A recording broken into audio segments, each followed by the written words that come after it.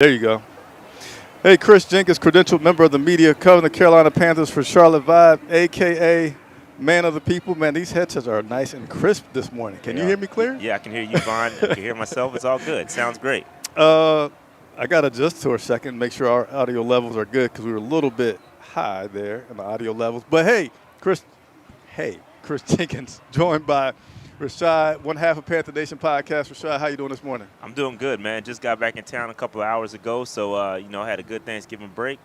All is well, man. Get ready to see some football. So that was you with the helicopter. I heard a helicopter and some sirens. That was Rashad coming That's definitely not me. Unfortunately, I had to drive 2 hours, so I wish I had a helicopter or some sort of teleportation ability to get here, but I had to drive, unfortunately. And we rocking number 89 Yeah, today, we got 89 today, man. You know I was going to rock Coker, but, he out, so. Okay. You know what I mean? I'm rocking 89. It was a little debate. That was a debate this morning what I was going to do, man. I was really close to rocking the BY9. Okay. I said, we'll hold off on that. Okay. We'll wait and see. Why are we holding off on Bryce, We'll man? wait and see, just like the Panthers are waiting and see. We'll wait and see. We'll look at the tape. We'll look at the tape. We'll review the tape. It's a week-to-week thing. It's a week-to-week thing.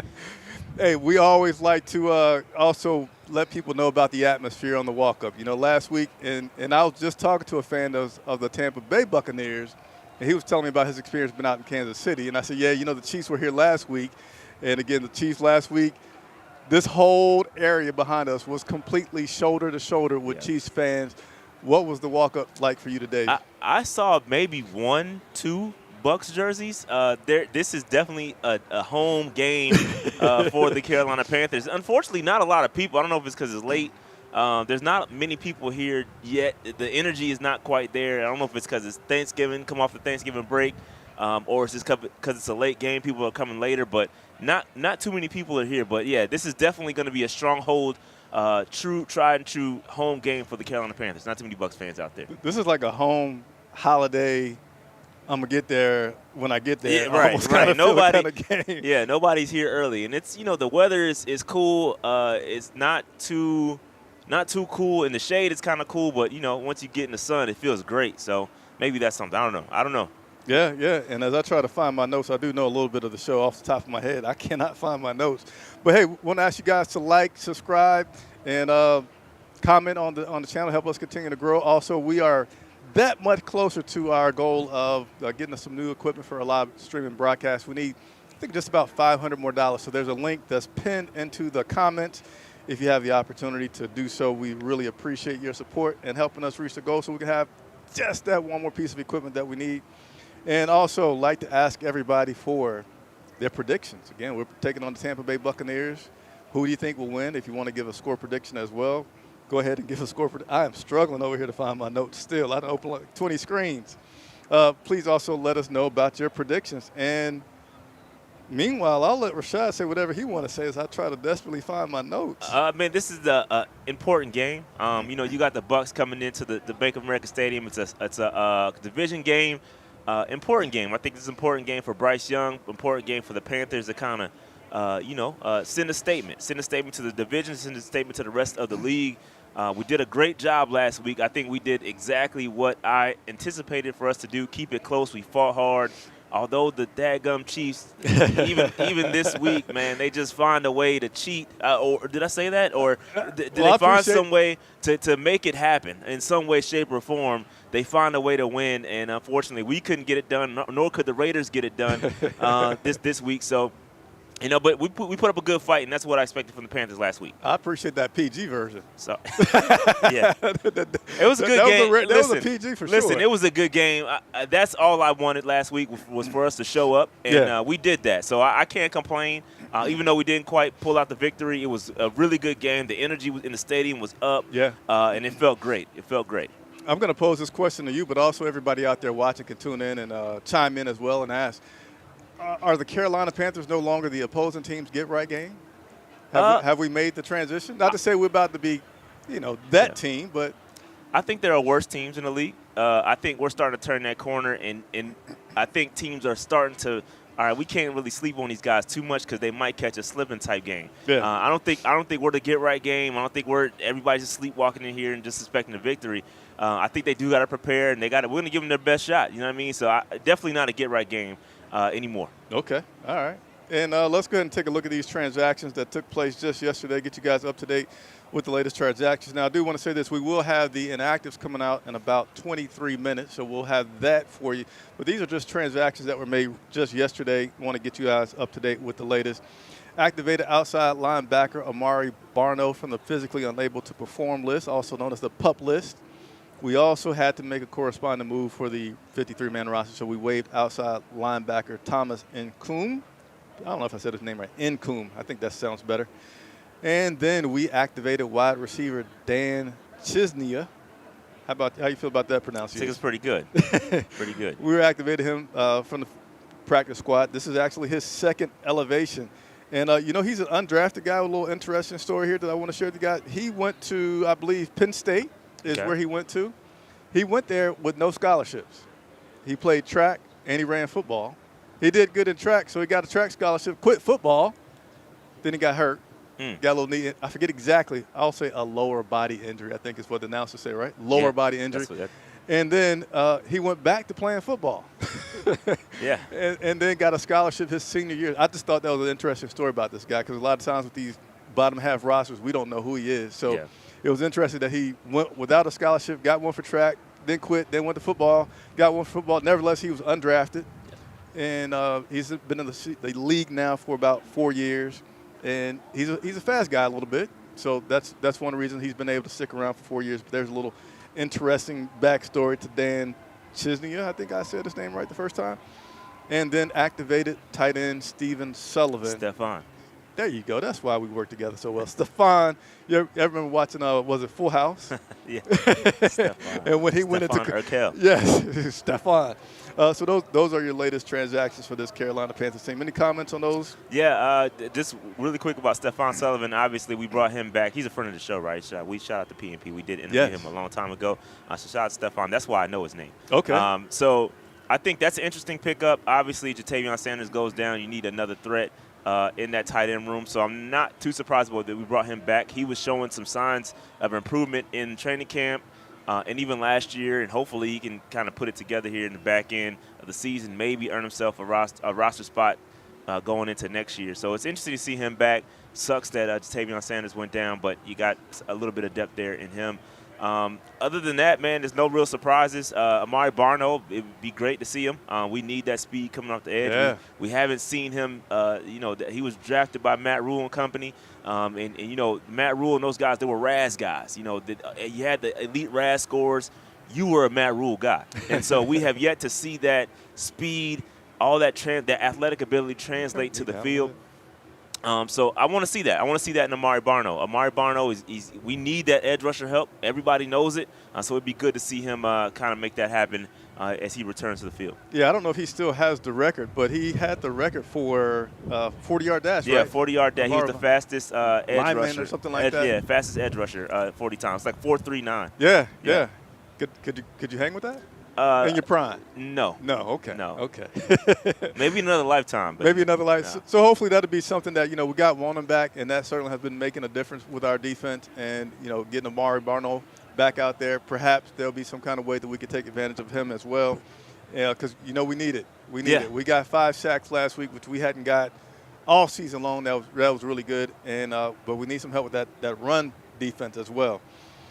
Get you up to date with these two teams today. Carolina enters the matchup today 3-8, having lost a close nail-biter to the Kansas City Chiefs last week, 30-27 walk-off field goal that they made. Fortunately, that wasn't by Harrison Butker. I think everybody would have had even bigger fit about that, right? Yeah, that would have been a problem. Yeah. And then the Tampa Bay Buccaneers come in at 5-6, having beat what is certainly the get-right team right now in the NFL, would you say? New York Giants? Yeah, they're definitely the get-right team. Not us. Not us. Beating the Giants 30-7. So all time, this will mark the 48th regular season matchup, and I love to play trivia with my man to my left, Rashad. Uh-oh. Who's leading the matchup? Panthers or Bucks? Man, that's a great. Do we lead? I don't know. I'm gonna say we lead it. Man, why'd you get that right? I don't. That was a lucky guess. I have no idea. We don't lead many matchups all time at all. It's in my brain. I was like, what? Respectfully, which ones do we lead? And I just assumed since you posed that question to me that we would lead that. I try to ask each week so I can surprise you, but we do currently lead that 25-22. Okay, it's getting close. Yeah, getting close. And a few things we talked about last week I wanted to get you guys up to date on. Talked about our guy Adam Thielen needing just a few more yards. Rashad said it would happen, and it definitely did happen, so he's now in third place overall for undrafted free agents in terms of yardage, only behind Wes Walker, Rod Smith, and Antonio Gates. So what's next? How many more yards he needs? I didn't write that one All right, down. we'll check that next week. I don't think it's that close. We'll check next week. We'll come back next week. And then our guy, we were talking about Eddie Pinheiro. Yeah. And I was thinking like he was the most accurate active. But that's incorrect. I don't know if you caught that was my interpretation when we were talking about him last week. No, he's all time. Yeah, in history. Yeah, that's crazy. Yeah. I still, as we say, put some context to it that other people have kicked way more times than he has. But at the current time. He's the greatest kicker of all time is what you're trying to say. Just say it. Just say it. He's pretty good right now, but he has some ways to go. And there's proof that he's kicked far fewer times than the guys ahead of him. He's currently now third in the franchise history, Carolina Panthers franchise history, with field goal attempts at 65, field goal attempts made at 65. Well, at this rate, he's going to get a lot more opportunities. We kicked a lot of field goals last week. He may catch up by the end of the season. We got to score, and when we get to the red zone, let's score 7, and let's not let Eddie Pinheiro catch Justin Tucker in one season. Please, let's do that. And he has the longest current streak in the NFL field goals made at home. Okay. So if we do need some field goals today, I'm not telling you to pull out your MGM, whatever app that you use for betting. Yeah. But if you had the opportunity, you are a betting person, you might want to bet on Eddie P today. Get yourself a few dollars for this Christmas shopping. And this one will not happen today. So I'm going to read it anyway because I know you are a Jalen Coker fan. He only needs 34 yards to pass Corey Brown as the most yards for an undrafted free agent rookie. Really? Yeah. I like Philly, man. Yeah, Philly actually lives here. He does. Friend of the show. I thought he had moved back, but he actually still lives here. Yeah, friend of the show. Yeah. So yeah, we like Philly. But that's it. 34 yards. Wow. Well, undrafted free agents don't. Yeah, but I thought he just ate. Well, maybe that was only one 2015. But anyway. Yeah. A few notable connections that I like to share. Former Panthers, no surprise here, quarterback Baker Mayfield will be starting for the Tampa Bay Bucs today, having an outstanding season. And I just love these headsets as the band gets closer. Yep, they're almost here. Hey, by the way, this is so random, but can you get into that VIP section over there where the whatever this stuff is right here? Yeah, this is open to the public. It's a tailgate. Yeah, but this side right here is like VIP or something. Where? You talking about this right here? The immediate side, like that whole thing is to the public, but there's immediate part closest to us. Oh. See where that girl standing with the hat? Yeah. That's VIP area. Oh, okay. Where they got food and alcohol. Okay. Well, yeah. I can't get in there. I had to. I don't you had have to flash it on. the pass? Yes, because she was like, "No, I'm not letting you in." I said, "I'm media. I need to use the bathroom." She's like, "I don't know. I'm media. We can go I'm trying anyway." So. Very random story for you guys to enjoy out there in the world as we watch. But nevertheless, the other former Panther that's on the Bucs is cornerback Troy Hill. Wow, yeah, he got picked up. But yeah, interesting.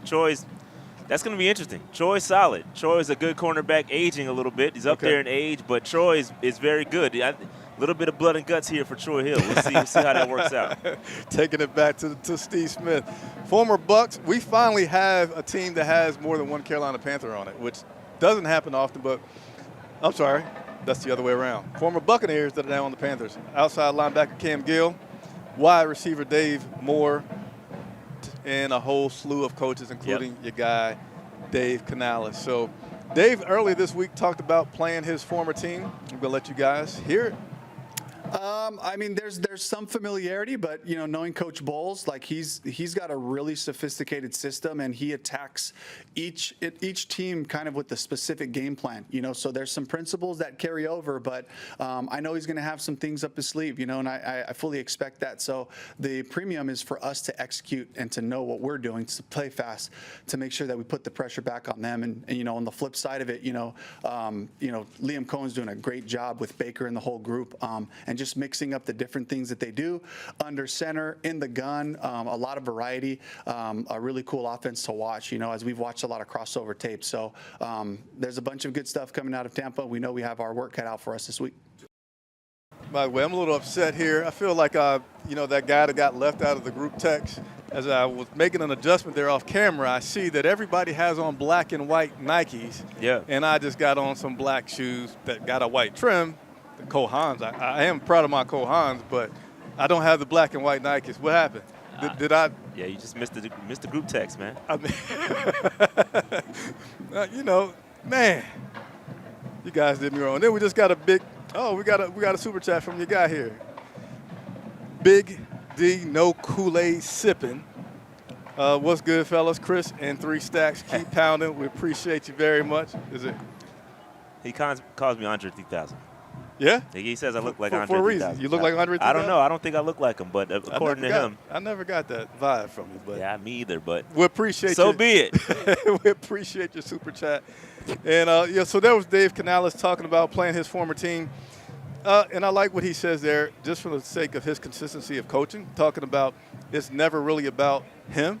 I mean, the opposing team. It's always about the Panthers and playing our game. And then, of course, they're going to prepare for scheme-wise the Tampa Bay Buccaneers. But he's not playing Bowles directly. And, of course, Bowles knows Dave as well. So those things are kind of, I guess, fun to talk about in the media. But rarely do you have a chance where there is a super big advantage from a former player or former coach being on a different team, because you know what, you still got to go out there, line out, and as famously happened one time when Cam Newton was playing, and the guy thought it was a wheel route. It's like, even if you know it's coming, sometimes you still got to line up.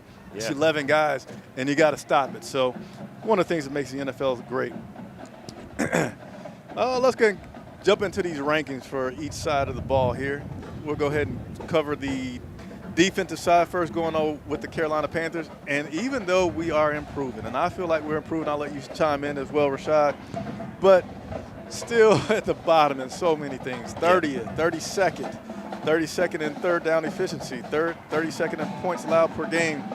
And I think we're going to get into it talking about this game today. I think today is actually going to be more challenging for this team than it was for the Kansas City Chiefs. I feel like the Bucs could give us more problems. But on the other side, the Tampa Bay Buccaneers, not a bad defense. Having a lot of rankings right there in the middle.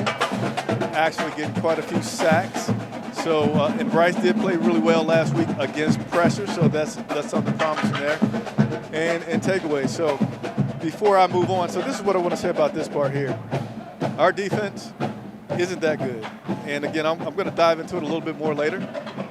But for me, the concern with this game today is Baker Mayfield's been playing exceptional. Yep.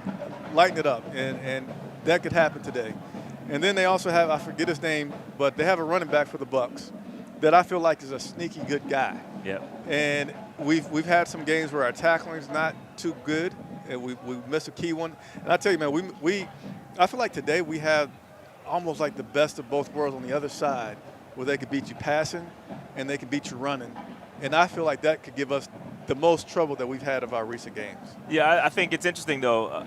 That all may be true, but you got to take into the account. You got to account for the fact that Canales knows that system and he knows that personnel, right? So I think we could maybe make up for a little of those deficiencies with Canales being familiar with those guys. Yes, Baker is playing well.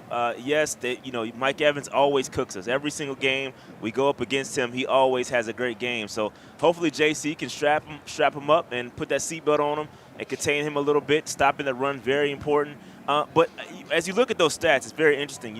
And one thing we got to look at is the vast majority of these games were played without us being healthy, right? So we know how averages work, right? You have to take the sum of all games, not just the sum of the last 2 or 3. Yeah. Because I guarantee if you take the sum of the last 2 or 3, the rankings will look a little bit different. So, a little bit. So I think we have to. While yes, that looks bad.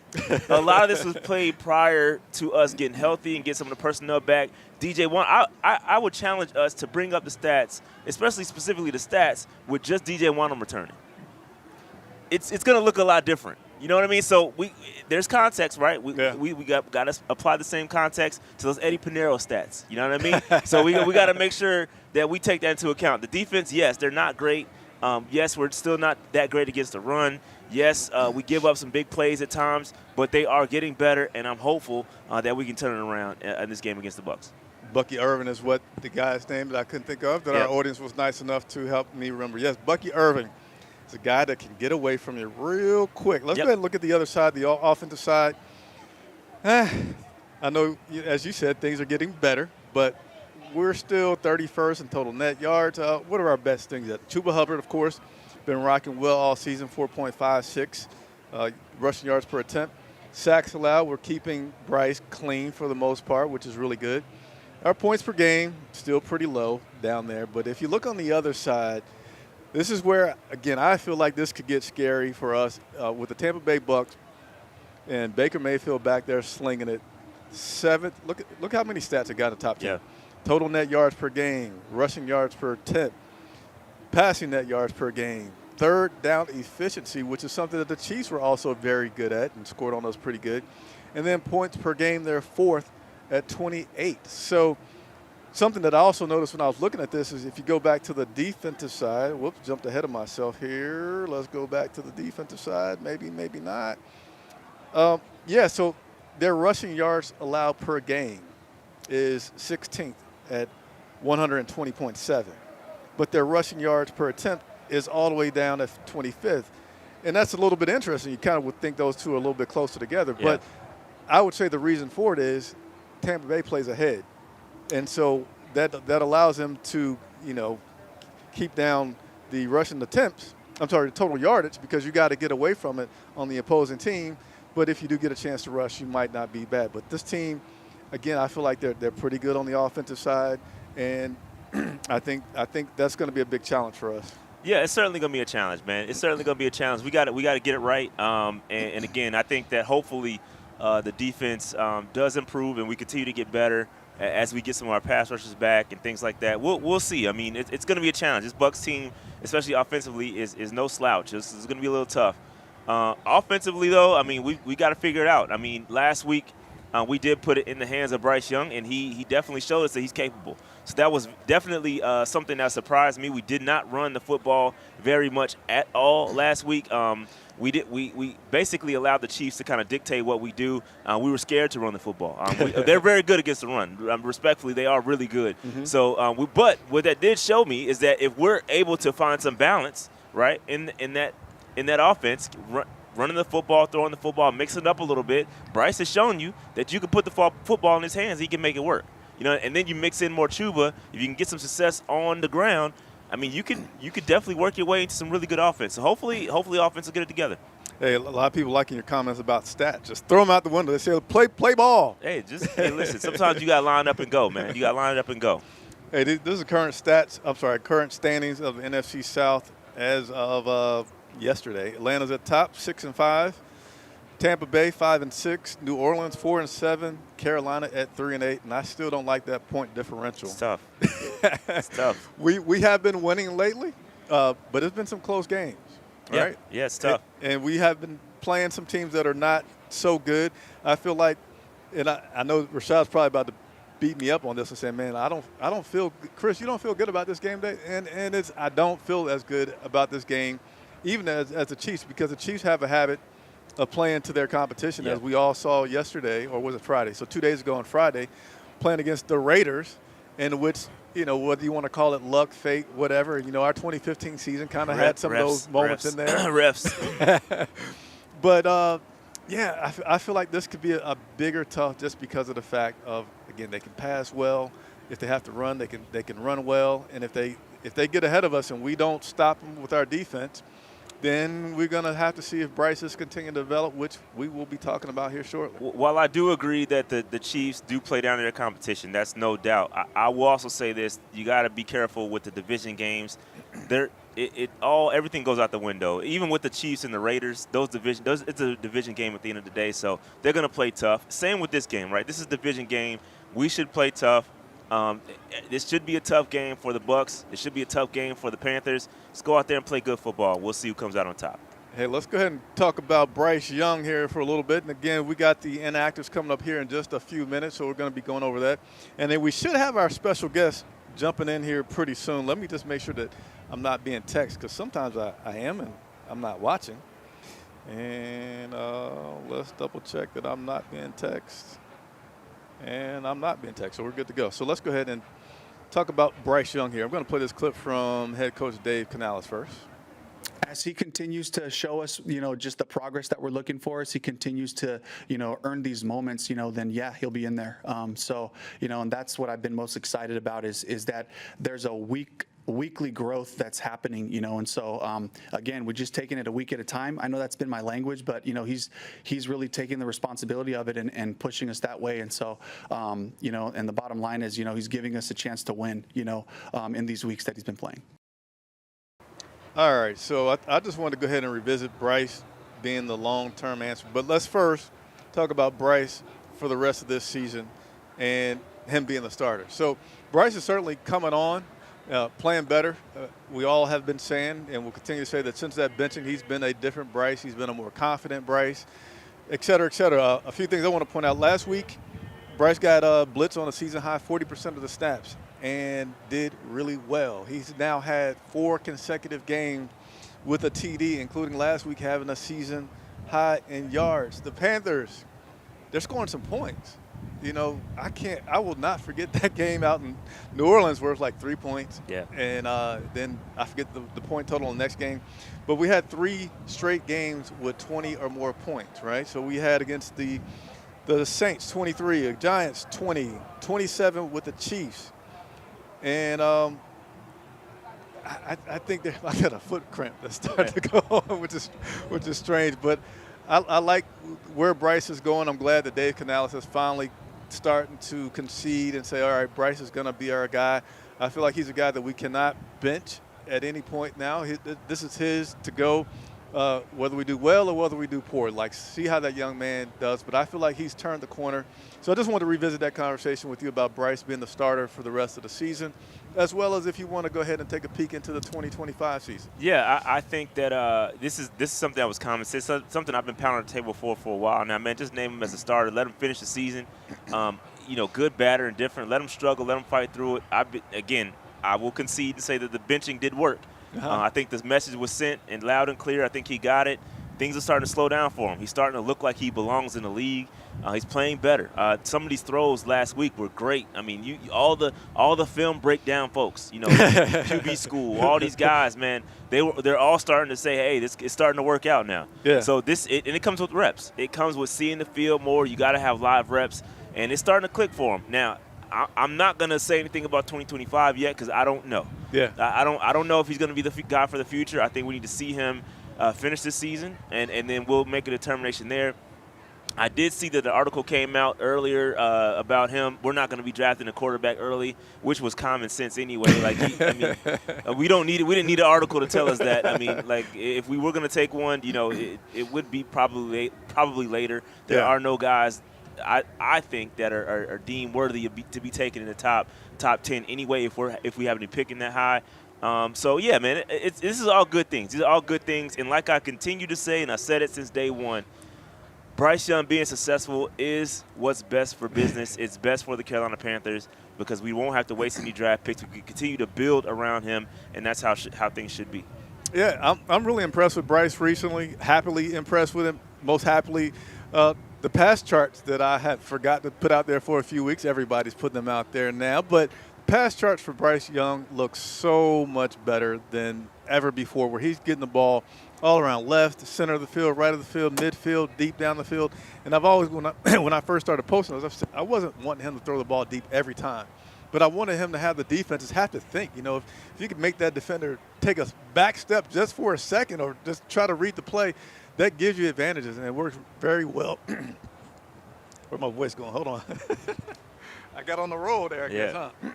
I'll just say this. I do think that the run game has helped him out too, right? We talk about his pass charts, but I think there's a heavy correlation with the way Chuba's running the football. I think it all works together. Yeah. I was going to say, for a guy like Bryce who throws on anticipation, quite a bit. That helps him to, again, get that small window that he needs to throw that anticipation throw. And just throwing balls, again, where he gives the guys 50-50 balls, right? He's threw several of them last week that I haven't seen him throw before, and he throws them in a way that even though you call it a 50-50 ball, he's still playing it where the wide receiver can do like the kind of post-up move, and he gives the receiver, his guy, the best chance to catch that. And even when we got into the red zone last week, he was kind of scrambling a little bit to his left, and he threw one to his right, and again, he threw it well. So these are things that I'm liking to see that I haven't seen, that I clearly remember being down in Spartanburg last season and thinking like, man, when is he going to throw a deep ball that looks like it's on target? Yeah. Forget whether or not the guy gets it. I know he has to have it in him. He got drafted number 1, Right. had to have done it in Alabama. So, yes, the famous words of Alabama Bryce, we're starting to see, which is a good thing. Yeah. I think that going back to your point is that Bryce is definitely more confident. He's throwing with way more anticipation, and he's trusting his guys. I think that's most important, is he's trusting his wide receivers. If you go back and look at that Chiefs game, there were so many throws last week where last year he would have taken a sack. Oh, yeah. He would have, oh, man, I want to fold. But he was just actually throwing the football up, taking the hit, and just see what happens. And those guys were coming down with the football, and guys were open. So Bryce is starting to trust it. It's starting to slow down for him, and I think it's all working out for the better. All right, we got our inactives that are not out yet coming up pretty soon. Today is what, my cleats, my calls? Yep. Who's this? What is Bryce Young doing today for his? I can't tell what his is. Yeah, I can't. But nevertheless, Looks like his own foundation. right. Like that. Bryce is about Bryce. You see, I'm trying to do some shopping there. I see. I told you. I gotta go to Nike.com though. Yeah, I see. I'm on the wrong site. Yeah, you're on the wrong site for sure. To catch up with you guys. I'm trying to think of what I want to say next because I'm still waiting for our guest to pop up. But let's go ahead and talk about this defense that has been improving a little bit in terms of we'll talk specifically with the pass rush. Last week having 5 with Walnum being a pretty good impact player for us as he's come back. Consecutive sacks and games with him coming back. I know Jadeveon Clowney loves him being back because you talked last week about complementary football for the sake of offense and defense, but I'm going to talk complementary football in the sake of having a guy on the opposite edge give you a little bit of a presence to where a guy like Jadeveon Clowney can now get a matchup where he can now take advantage of some things. He's talking about specifically they slide guys over, and now Walnum may get a little bit of that attention. So now we may have both Clowney, who did get some sacks last week as well, Clowney and Walnum being able to play off each other, get to the quarterback, and help this defense continue to improve. And we just kind of touched on it earlier with Walnum coming – Amari Barno coming back and that being able to help us. So I think as far as Evero being the guy for this team, getting rid of him, I certainly want to hear your opinion. I feel like there's been a lot of criticism, and I'm like, man, maybe I need to look back at this with a different lens. But I feel like, yes, we had injuries, which you touched on before, that affected the team, and you're just trying to do some things with the personnel that you have. We've had a lot of guys. Later on, we're going to talk about the rookies on this team. But we've had several rookies and undrafted, not on the defensive side. We've had several rookies on the defensive side step in at times. Damani Richardson, who stepped in and played well, who's now that we've got a lot more guys back, he's now just a special teams guy. Mm-hmm. We've had Shaw Smith-Wade do the same thing, come in and be a really good impact player. But last week against the Chiefs, what I liked when I looked at the game was there was adjustments made. And the Chiefs were first coming out, forget the exact breakdown, but let's say 10 points first quarter, 10 points second quarter. Then it went to 7. Then it went to 3. That might not be exact, but I think that's pretty close to like each quarter things got better for this team. So I feel like, there we go. I feel like we got improvement going on this defense, and it's something to build on and to continue to see today. You can comment on that as I try to. No, yeah, I think that, defensively, especially with Evero, man, Evero, I think that's an interesting conversation what's going to happen to him because everybody wanted him out, everybody wanted him gone. And I think now you're starting to see him put it together. And, again, it all goes back to injuries, in my opinion. And, again, you're getting those guys developed. And I think it's working out. I think it's going to work out. There are some other guys that have taken a step forward from a defensive standpoint, from a coordination standpoint. And we'll see. There's only so many jobs available. He's going to get interviews for another one. We'll see. I don't know. I don't know. So you're saying it's a wait and see type of deal? It's a wait and see, man, week to week. I like the week-to-week theme. I like that. We're on the week-to-week status. Yep.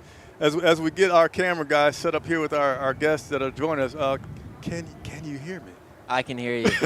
I can hear you beautifully. It's much better than the Washington Commanders game. We're screaming into each other's ears. This is great. Yeah, so I need to be a little bit more on the screen here talking to our camera operator. But I want to let you know I'm so happy that you're able to join today because, yes, after the game in Washington, D.C. was when I said I have to do something better to be able to hear.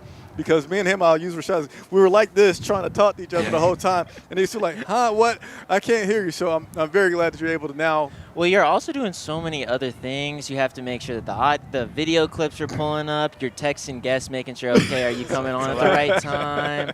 Like, I do not envy your work. And then at the end of the day, you also can't hear someone is brutal. So. Yeah. So, folks that do not know this gentleman that's beside me, Alex Zietlow of the Charlotte Observer, thank you for joining us today.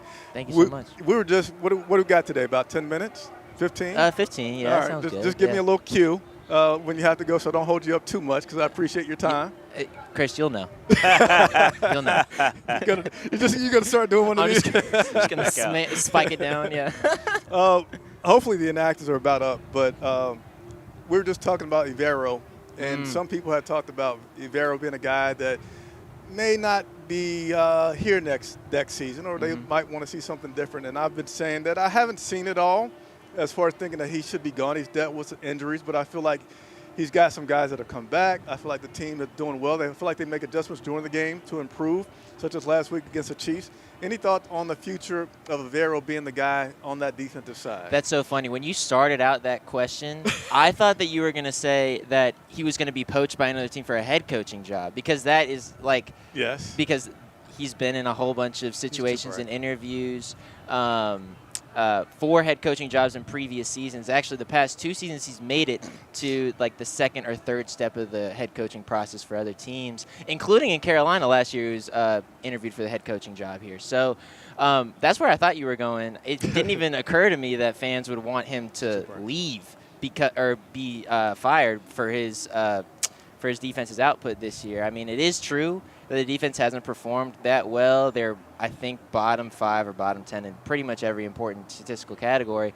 But, I mean, when you got Derek Brown out after week 1, when you got Shaq Thompson out after week 2, when you got DJ Wanham not coming in until week double digit, I mean, I don't know what you can expect personally.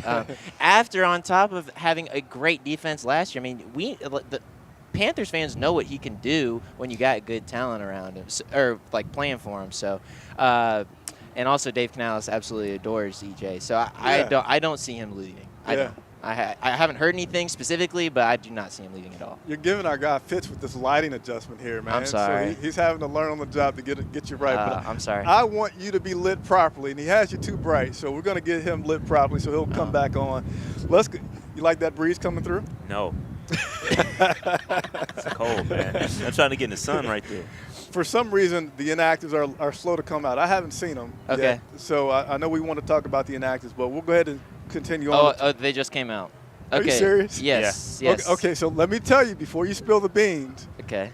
You guys get to talk freestyle for a second because All I got to get a second to get the graphics up. I want to get it on the screen. But since we have the inactives coming out, I'll actually toss you guys a question, all right? Jonathan Brooks. We had Jonathan Stewart actually surprise us last week for a quick visit.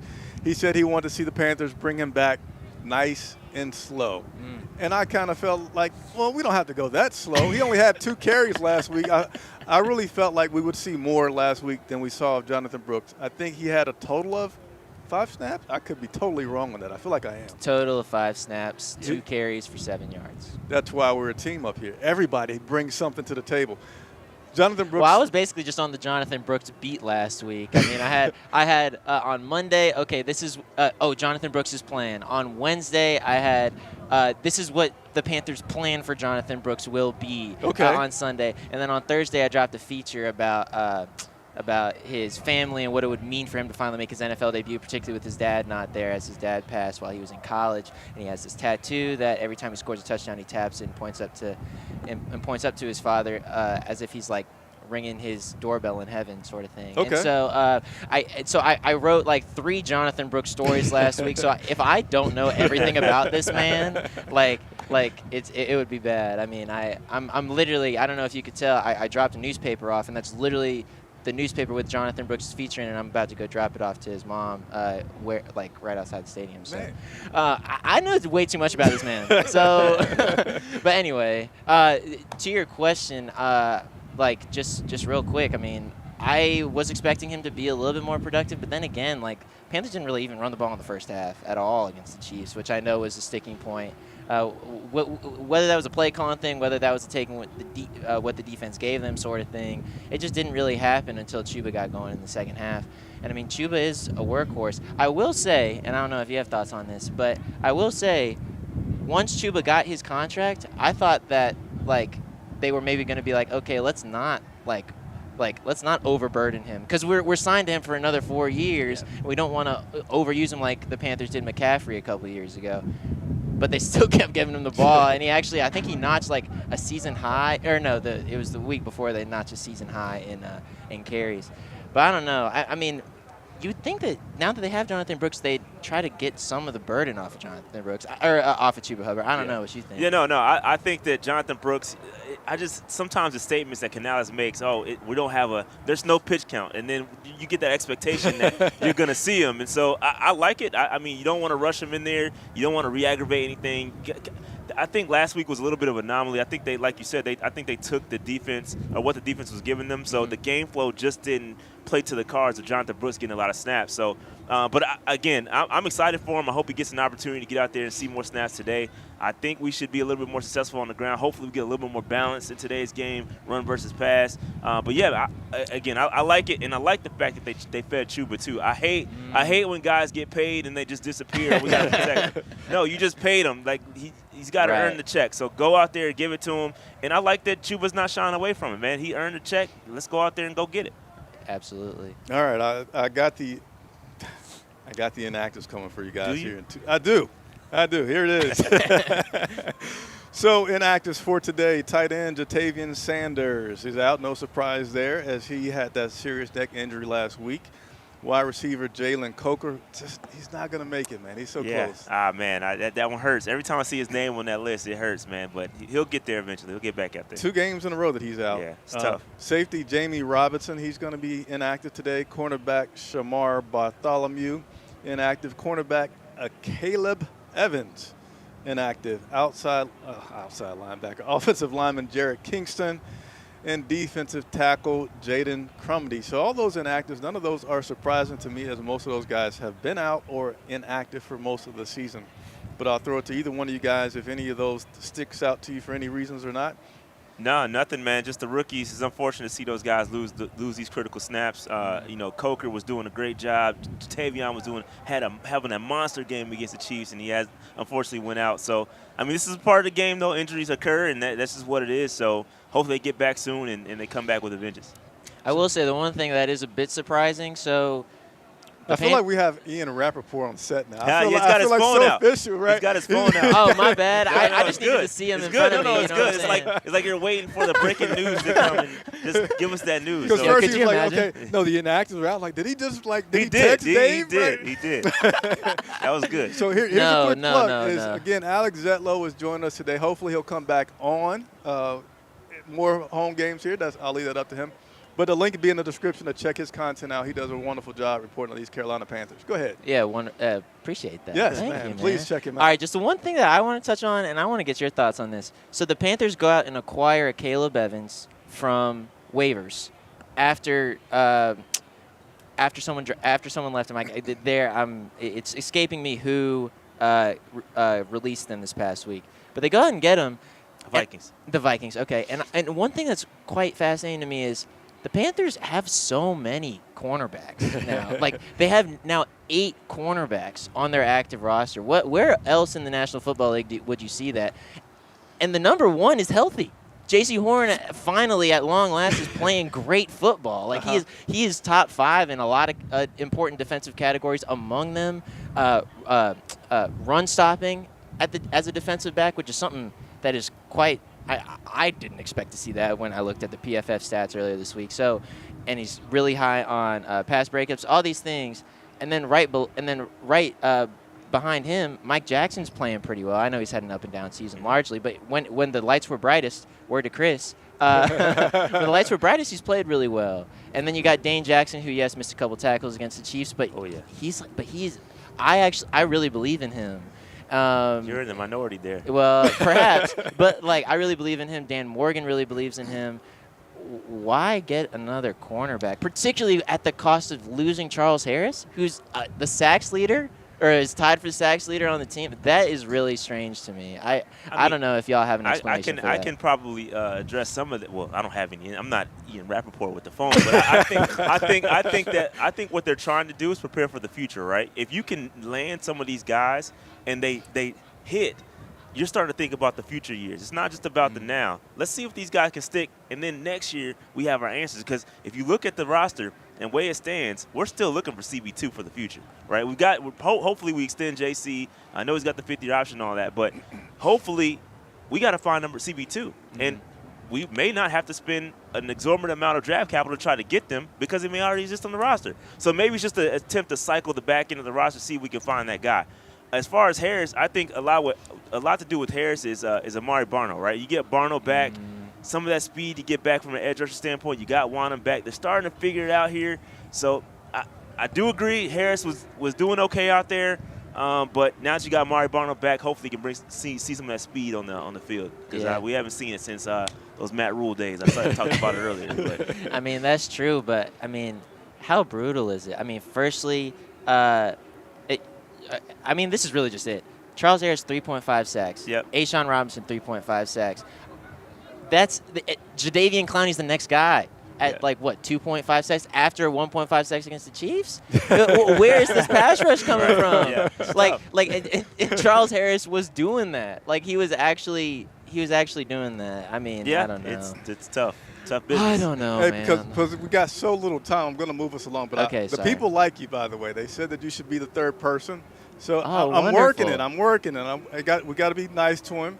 Get his lighting right. Maybe get him some hair and makeup. I'm sure you had to scour the comments and be like, give me something positive, man. Let's talk about this draft order that we have. How much do you care about draft order versus building a culture and continue to try to win each game right now? Because some people get upset that we get a win. So currently, the Carolina Panthers, as of Monday, they were 6th for the draft. Okay. All right, so. Why are you laughing? No, it makes no sense to me, but yeah, go ahead. Yeah, I think we're on the same page. Yeah, we're on the same page. Yeah. Which is what?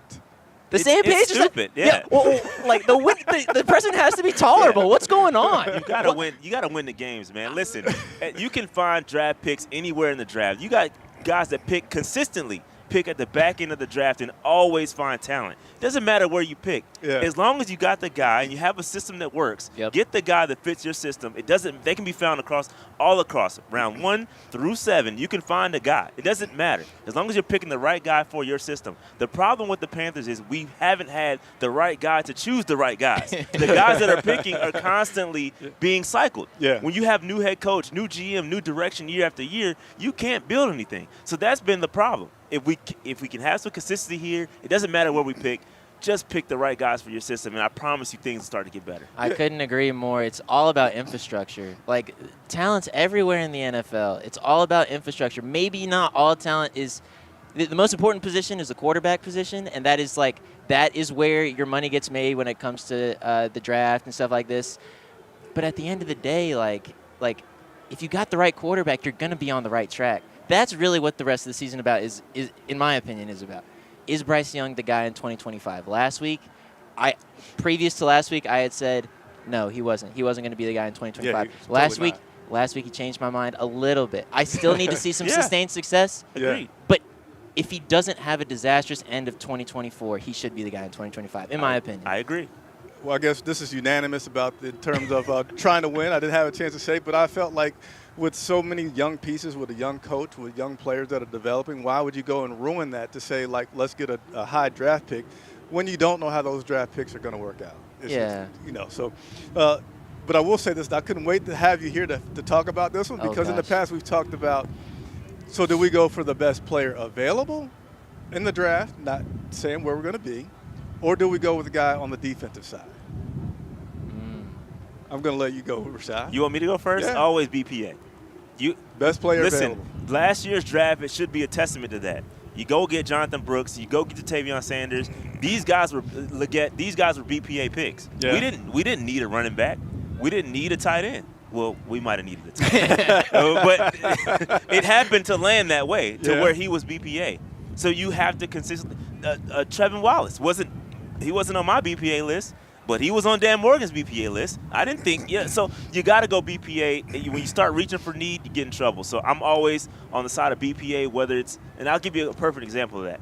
People are talking about Mason Graham right now because it's kind of in the range of where we are. He's an interior defensive lineman. One can say, oh, we don't need an interior defensive lineman, but what if you get him paired up with a Derek Brown? Mason Graham, that's a nightmare. That's a problem you have to deal with. So you always go BPA and let the cards fall where they may. Man, and it's hard to really say this because you can pick it apart in so many different ways, right? So I tend to still want somebody on the defensive side. But if the best player available is far and above the next fit on defense, then I could go there. But I feel like if that defensive guy is close, then I wouldn't go with the best player if he's on the offensive side because we need so much help on that defense, especially up front, trying to get some rush there. Yeah, and the defense is pretty old, too. I mean, idea is Shaq Thompson, Josie Jewell as your inside linebackers. You got Jadeveon Clowney, who is, he's in his 30s, you know. Yeah. And on opposite of him, DJ Wanham, okay, he's good, but you need another edge rusher, You just do. I mean, Clowney couldn't do it by himself, clearly. And DJ Wanham's come in. He's got 1 sack in the past 2 games, or 1 sack in each of his last 2 starts. I mean, so – clearly having talent to balance each other out is important. The defense is old, so I'd say best player available, and honestly, I still kind of am, but I'm kind of leaning toward Chris. Like, let's. I think that too. Oftentimes, your board is going to skew to what you need, right? So our BPA is different from Dan Morgan's BPA, which is different from everybody else's BPA. So I think they're going to skew it towards need, and I think when they line up, it's a beautiful thing. Let me get to this other one because we're also running out of time, so I know you got to go soon. We got 7 minutes left in the show. Going to play this clip from Dave Canales talking about – I don't have it loaded up. So we're not going to hear Dave Canales. I guess not. We may. I think I can still quickly find it. Let's see. Yes, I did find it. So Dave Canales on our rookie class. I would say just a group that's really into it, engaged, focused, taking coaching. This is a group of guys that they understand, like, the rookie coach comes in with this rookie class, it means something. This is important for all of us as we build this team and we become us. It's capturing that play style. And so, I put myself right in that group with those guys, and we all take pride in building something and connecting with everybody. And those guys have made the most of their opportunities, which is what I'm really proud of. So there was Dave Canales talking about this rookie class, and I have been liking this. So I think a lot of us have been talking about Bryce Young and his future, deservedly so. Dave Canales is our head coach. Is he a fit? I've liked the guy from the start and like his attention to detail, his philosophies, the way he builds relationships, on and on. But we haven't talked much about Dan Morgan. We kind of started talking about that. But I think this draft class that we have right now is pretty good, and I think that's something for hope and promise about this team continue to build a good culture and have a sustainable good culture. So I'm starting to get cold, so I can't pronounce my words as well. But Xavier Legette, rookie, doing pretty well. Trevin Wallace, doing pretty well. Jatavion Sanders. Charles Smith-Wade has currently a reduced role, but he's been doing well when he's had to be in there having I think Denver was actually his first start, right? For Shaw Smith-Wade, they got some time. I could be wrong. I think that might have been Commanders. But nevertheless, he's led the team in tackles at some point when he's been out there. Damani Richardson, undrafted free agent. So not only do we have Damani's a beast. Yeah. Love him. Yeah. Not only do we have some guys that are rookies that are doing well, but I think that Dan Morgan and crew has done a good job getting us some undrafted free agents that have been able to play a good role. So I think it's a lot of people. Again, Xavier Legette, Trevin Wallace, Jatavion Sanders, Shaw Smith-Wade, Damani Richardson, which is an undrafted free agency. Jalen Coker. I keep pulling at Jalen because that's his guy. My guy, man. Jalen Coker, another undrafted free agent that has been making an impact on this team. What do we think about Dan Morgan? Is he quietly doing a really good job of not only building this team, but building it with young people to be able to give us that new culture, that old culture back maybe, that some of us have witnessed before for this team? Yeah, I think he's doing a great job. I mean, we came in here saying we need some dogs, man, and we were it was a rough start. We thought we had some puppies in the kennel to start out the season, but those guys we're starting to develop, and I think this draft class is a great start. You have to be able to draft well. You have to draft like that in order to build a team, in order to build sustained success throughout this NFL. You have to draft well, and we did. We started a good draft this season, so it's a great start. We'll see how he continues to build upon each draft. But this is a great start, and we'll just see how everything works out. But Dan doing a great job so far. Yeah, I didn't go back and do like the actual numbers of comparing draft classes, but there were 6 guys that I was rattled off. 4 guys that were drafted, 2 guys that were undrafted. To me, that's pretty significant. That's a good job. It's a hit. And then on top of that, he got draft capital for this coming draft, which is really important after the previous regime didn't kind of depleted the draft stock, and now he goes out and he trades his way into more draft picks this coming year. And we can't forget how well he did at the trade deadline, getting Jonathan Mingo for a 4th rounder and then Deontay Johnson for a 5th rounder, which kind of confounded some people. But Deontay hasn't. I don't think he's caught a pass in Baltimore yet. No. I mean, so things kind of every single decision that has kind of played out a little bit has all pointed in Dan Morgan's positive direction, if that makes sense. It does. In my opinion. I agree. Let's be clear, though, too. Like, he was in the building last year. I understand that he wasn't the guy with the final say, but he was in the building last year. He helped select Frank Reich and that coaching staff and assemble this coaching staff that was really good individually but didn't mesh together, and that set the Panthers back a couple years, at very minimum a couple years. We can't forget that when we're talking about accountability. However, this year when he's the head man, he's done a really good job. And if Dave Canales is the guy, if Bryce Young is the guy, if Bryce Young and Jalen Coker are going to be scoring touchdowns for several years, this all goes back to Dan Morgan's leadership. I don't think that should be forgotten either. So, yeah. That was a great point. I was going to go back to that about how he was in the building. I think he's done a great job separating himself from what he did last year to this year. So it's a good job so far. All right, so we're going to go ahead and wrap up there. Lots of Alex Zietlow comments. Where's the other guy? So the other guy is no longer with us, but as much as Alex will join us pregame, we'll give him the ability to just walk on up with his phone and throw on a headset and with my phone. Bless us phone with is his presence. Bring the phone with you next time, please. We need that. So, again, just in promoting these guys, Alex Zietlow is joining us from the Charlotte Observer. Alex, anything, what can they be looking for from you today? Follow you on Twitter, of course. Oh, yeah, sure. I mean, I'm not quite as funny as my counterpart, Mike K, on Twitter. But also, I need to get a Blue Sky, yo. Are y'all on Blue Sky? I now know what Blue Sky is. Okay, well, it's essentially Twitter, just not as hectic, apparently. So I need to do that. That was a great word. That was a great word for it. Hectic. Yeah, I need to do that. But, I mean, as always, I'm going to be doing stuff during the game and then post-game as well, whether that be sights and sounds from the locker room, whether that be what kind of running down what Dave Canales says after the game. And then during the week, I got a whole bunch of stuff keeping you up to date after practices, some features coming down the pipeline with Christmas coming up. And so just stay tuned, man. I don't know. I thought you were going to say with Chris. I got disappointed when you finished your sentence there. But yeah, Jonathan, does that happen a lot? Well, with you it does, but I'll get over it. Rashad, today I know you get on after the game sometimes, and what are we going to expect from you? That's it, man. Just a lot of good stuff. A lot of, me. I'm hitting that live. Just make sure you hit that notification bell. I'm going live all the time. It's very unpredictable. But we having fun, man. Yeah, and so Chris Jenkins with Charlotte Vibe, we're going to go inside, get you ready to watch the game. Our photographer is already on the field snapping some shots, so if you guys like to see game action photos, go ahead and check us out on Twitter to see those. We'll keep you up to date as well on Twitter with the injuries reports and things throughout the game. And then approximately 1 hour after the game, we'll go live again, not with these two guys because unfortunately they have their own things to do, but we'll go live about an hour after the game to recap everything that has been taking place. So again, for all these guys that you see on the screen, links are in the description to check them out. For Alex Zietlow, for Rashad, I don't know your last name. Did we ever say your last name? No. Okay. It's okay. That's fine. Yeah, totally fine. I don't want anybody. No, they know my last name. For Rashad, I'm Chris Jenkins for Charlotte Vibe. Thank you all for watching, and we'll go ahead and tune into the game. Thanks.